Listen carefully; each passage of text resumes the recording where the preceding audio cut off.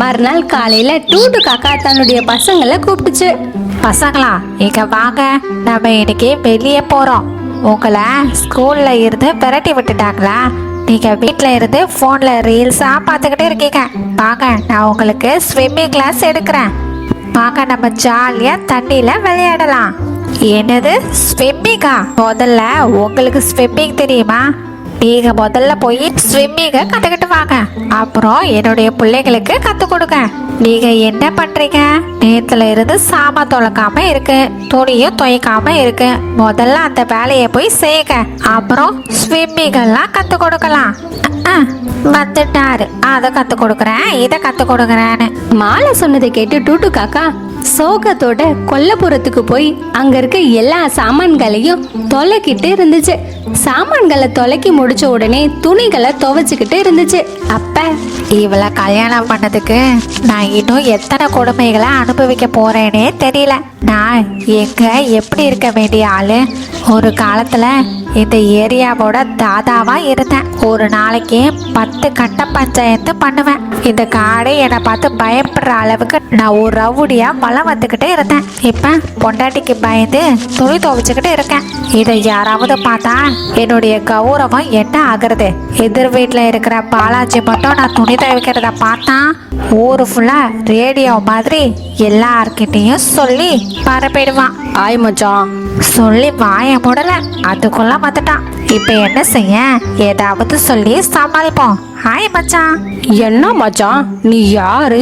இந்த ஏரியாவே உன்னோட பேரை கட்டா சும்மா அதிரும். நீ போய் இப்படி கேவலமா துணி துவைக்கிற? நம்ம சங்கத்துல இருக்கிறவன் யாராவது பார்த்தா என்ன நினைப்பாங்க? இத ஊரு ஃபுல்லா சொல்ல மாட்டாங்க.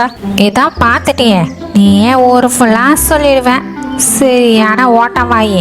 என்ன சொன்ன? ஒன்னும் கேட்கலையே, திரும்பவும் சொல்லு. அது நீ ரொம்ப நல்லவேன்னு சொன்ன. உன்னுடைய காதுல அது வேற மாதிரி விழுந்திருக்கோன்னு நினைக்கிறேன். ஓ அப்படியா? சரி சரி.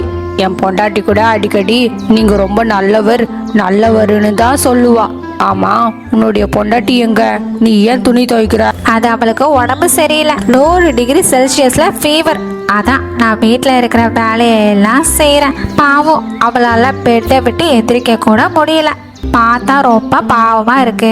அதனால தான் எல்லா வேலையும் இழுத்து போட்டு செய்கிறேன். பொண்டாட்டிக்கு உதவி பண்ணுறதே பெரிய பாக்கியம். அது மட்டும் இல்லை, நம்மளோட கடமை கூட. அதுக்கு தான் துணியை துவைக்கிறேன். நீ என்ன சொன்னாலும் நம்ம கெத்தாதான் இருக்கணும். நம்ம கெத்தை என்னைக்கும் விட்டு கொடுக்க கூடாது. என் பொண்டாட்டிய நான் ஃபிங்கர் டிப்ல வச்சிருக்கேன். என் பொண்டாட்டிய ஏ அப்படின்னு சொன்னா போதும், நாய்க்குட்டி மாதிரி ஓடி வருவா. அப்படி வச்சிருக்கேன். அதே சமயம் பாலாஜியோட வைஃப் அங்க வந்துச்சு.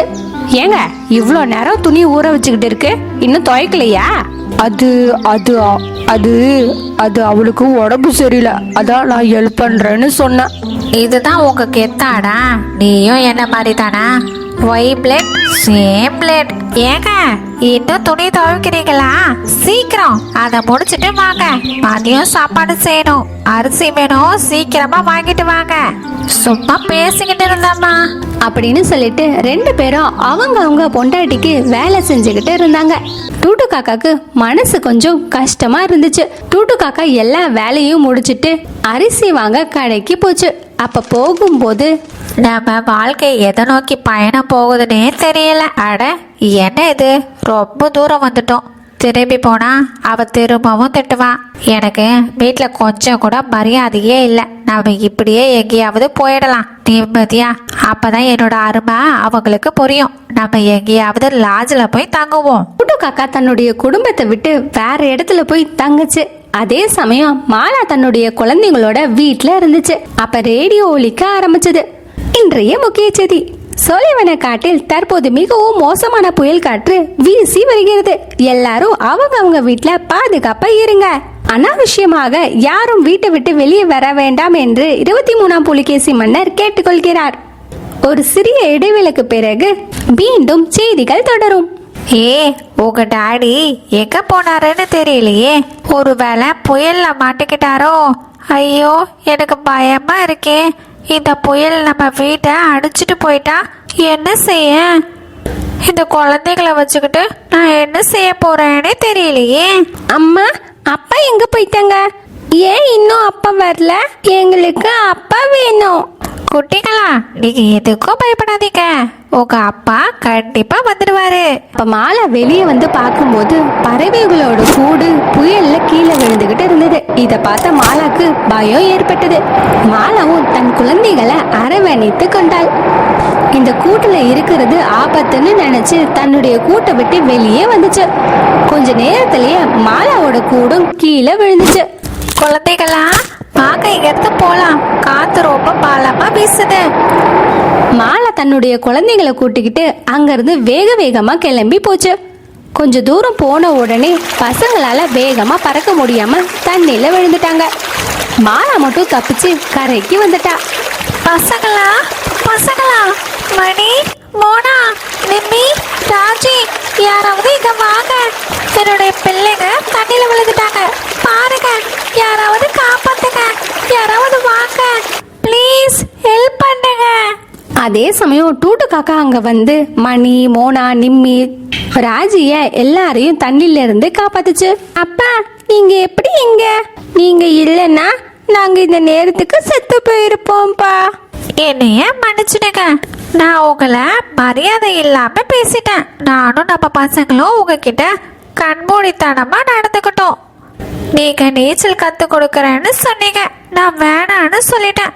இப்ப நீங்க மட்டும் இல்லைன்னா நம்ம பசங்க தண்ணியில முழுகி செத்து போயிருப்பாங்க. நல்ல வேலை, எப்படியோ நீங்க நம்ம குழந்தைகளை காப்பாத்திட்டீங்க. இப்பதான் எனக்கு புரியுது நீச்சல் கத்துக்கிறது எவ்வளவு முக்கியமானதுன்னு. இனிமே நாங்க உங்க பேச்ச மட்டும் கேக்குறோம். மாலா மனசு மாதிரி டூட்டு காக்கா கிட்ட மன்னிப்பு கேட்டுச்சு. டூட்டு காக்கா பசங்களையும் மாலாவையும் மன்னிச்சிடுச்சு. மறுநாள் காலையில ஒரு இடத்துல இருந்து டூட்டு காக்கா பசங்களுக்கு அறிவுரை சொல்லுச்சு. மணி, மோனா, டிம்பி, ராஜி, நீங்க 4 பேரும் நான் சொல்றதை கேளுங்க. பெரியவங்களை மதிக்கணும், நண்பர்களோட சண்டை போடக்கூடாது, ஸ்கூலுக்கு தினமும் போகணும், நல்லா படிக்கணும், சரியா? சரிங்கப்பா. டூட்டு காக்கா பசங்களுக்கு அறிவுரை சொன்ன பிறகு புயல் மழையினால அதோட வீடு சேதாரம் ஆனதுனால ஒரு புதிய வீடு மாட்டு சாணத்தால ரெடி பண்ண ஆரம்பிச்சாங்க. அதுக்கப்புறம் மாலாவும் அவளோட குழந்தைங்களை கூட்டிக்கிட்டு போய் ஸ்கூல்ல விட்டுச்சு.